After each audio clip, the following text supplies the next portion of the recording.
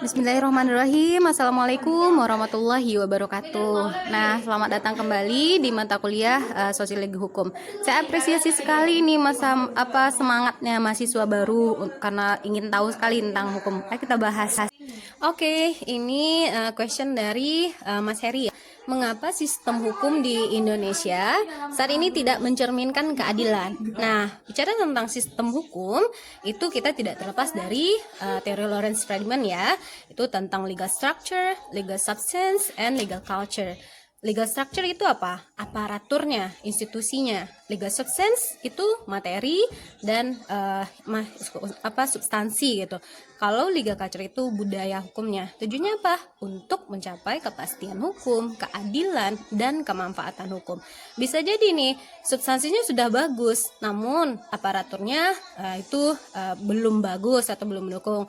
Lalu yang terpenting itu juga budaya hukumnya bagaimana.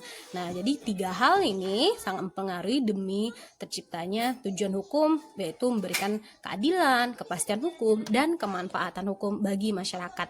Oke. Selanjutnya ini question dari Pak Haji ya.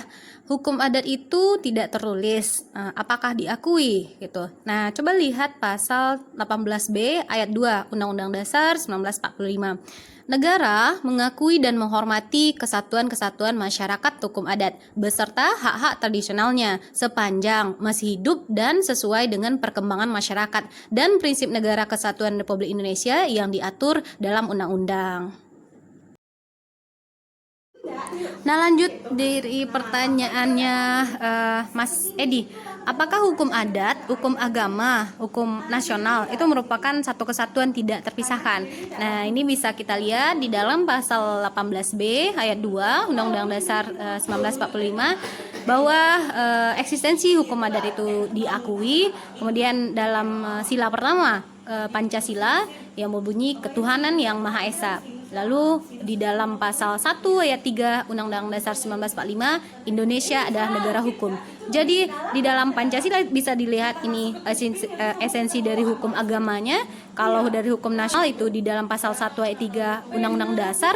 Kemudian di pasal ayat 1 hukum adat. Yang hukum adatnya itu yang pasal 18B ayat 2 Undang-Undang Dasar 1945 ya. Lanjut dari Mas Edi lagi ya. Ini questionnya, apakah hukum mempunyai pengaruh dalam perubahan sosial? Jawabannya iya, karena fungsi dari hukum itu sendiri sebagai sarana sosial kontrol dan social engineering gitu. Sebagai social control itu maksudnya adalah hukum mengontrol perilaku manusia, dalam hal ini adalah masyarakat gitu. Nah, jadi apa yang boleh dan tidak boleh dilakukan, mana penyimpangan, mana kebiasaan, nah itu diatur dalam hukum sebagai fungsinya mengontrol perilaku masyarakat, mengendalikan gitu.